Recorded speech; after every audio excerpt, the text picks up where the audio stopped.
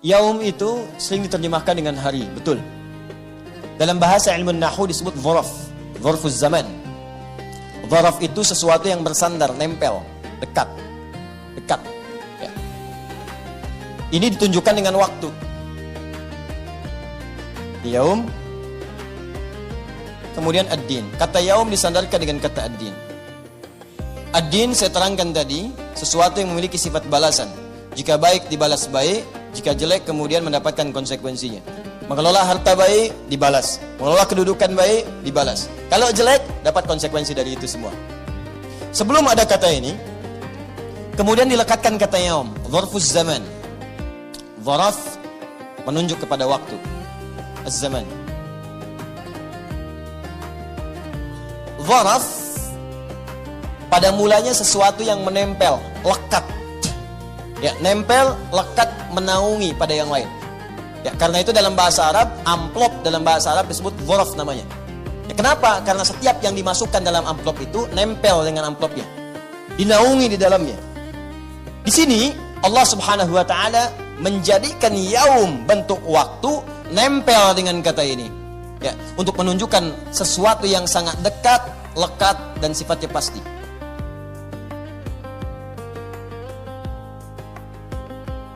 Seakan-akan begini, ya Allah ingin sampaikan, hei, engkau yang merasa sombong dengan titipan, dengan hartakah itu nggak mau bersyukur, dengan ilmukah tidak ingin bersyukur, dengan kedudukankah tidak mau bersyukur, satu saat saya akan pastikan kepadamu, akan tiba waktunya semua yang engkau lakukan akan aku balas, dan aku pastikan kepadamu waktunya akan begitu dekat dengan, waktunya akan begitu dekat dengan, begitu kematian datang, aku dekatkan semua apa yang telah kamu lakukan kepadamu. Makanya banyak amalan-amalan kita itu, maaf ya, di penghujung hidup kita saat sakaratul maut ditampakkan oleh Allah Subhanahu wa taala untuk menunjukkan kedekatan balasan itu dengan apa yang telah kita kerjakan. Jadi kalau terbiasa berbuat jelek, nanti semua ditampakkan.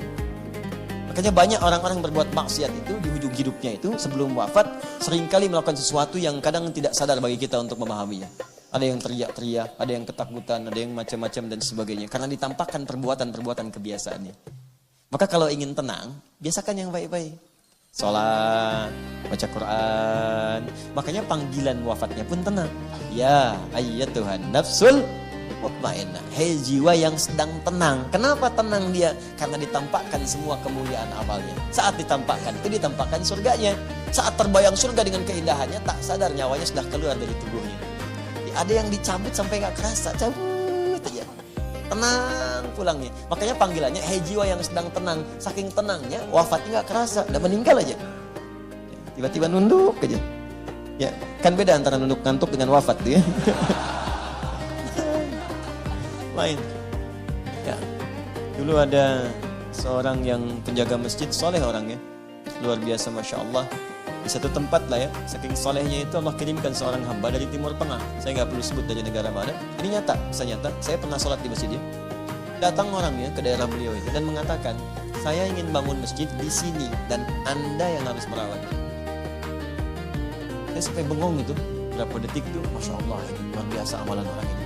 Bagaimana bisa orang dari Timur Tengah datang ke situ gitu, dan langsung mengatakan saya pengen bangun di sini di tanah Anda dan Anda yang merawatnya. Kan dia bisa pergi ke tempat lain. Jadi itu dirawat oleh bapak itu. Dan sepuh jadi kakek. Dirawat, Masya Allah. Panggilannya engkong. Itu azan, beliau azan.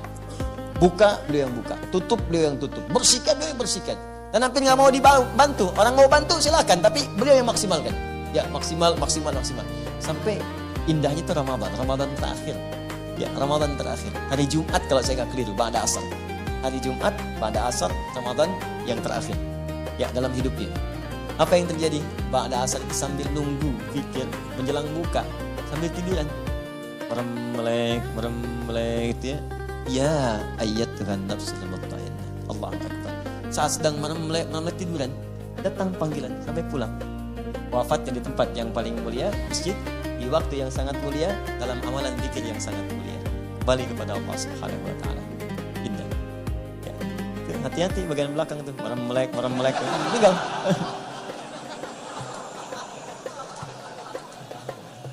Baik. Nah, jadi saya simpulkan dulu, kalau ada titipan dalam bentuk apapun, Maka rasakan bahwa semua itu punya siapa? Punya Allah. Semua itu milik siapa? Milik Allah yang dititipkan kepada kita. Kita merawat. Jangan sampai milik Allah saja. Nanti pulang dari sini orang bawa motor Anda, mobil Anda. Anda bilang, "Hei, hati-hati motor." Milik Allah, Pak. Tidak ada hukumnya di situ. Ada hukumnya. Ya, saya punya dulu ada beberapa titipan wakaf ini. Ada kamera, ada macam-macam. Dibawa sama sekelompok orang. Ya, saya katakan, itu barang wakaf. Kan wakaf itu milik umat katanya. Siapa aja boleh pakai. Waduh, kalau cara berpikirnya begitu, barang-barang di masjid habis semua gitu kan. Karena milik umat. Hati-hati. Dititipkan pada kalangan kelompok tertentu untuk dikelola. Makanya diminta pertanggungjawaban. Berlakulah kemudian hukum muamalah di situ. Jelas di sini? Sekarang pertanyaannya, bagian terakhir. Jika semua milik Allah dan dititipkan kepada kita, ditugaskan kita untuk merawatnya, dan yang paling dahsyat, dijanjikan kalau benar kita menggunakannya, maka semua itu akan dikembalikan kepada kita berupa kepemilikan. Contoh ini, titip ya Mas, misal.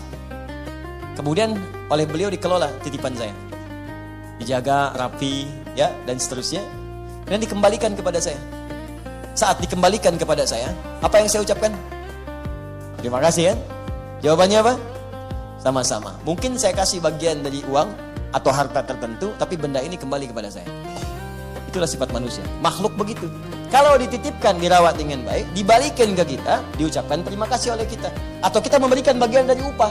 Nitip motor, keluar dari titipan, kita kasih, ucapkan terima kasih Pak. Gitu kan? Antum kesini kan? Dijaga, dirawat baik-baik motornya. Pulang dari sini untuk ucapkan terima kasih Pak. Sama-sama. Ada yang infak, ada yang macam-macam. Ya, tapi kan motornya tetap di bawah lagi. Jelas kan? Gak ada orang pulang datang pakai mobil Xenia yang tadi, ya. Pulang-pulang gak dibawa. Makasih Pak, gitu kan? Gak ada kan? Mobil bawa lagi. Itu sifat manusia. Tapi Allah beda. Ketika Anda benar-benar merawatnya dengan baik, titipan itu digunakan sebaik-baiknya sesuai dengan apa yang Allah inginkan, maka semua benda tadi, bahkan semua titipan tadi, bahkan yang sifatnya titipan bernyawa, anakkah itu, istrikah itu, suamikah itu, bapakkah, ibukah, cucukah, semua akan Allah berikan nanti dengan nilai kepemilikan, bukan titipan lagi. Bukan titipan lagi.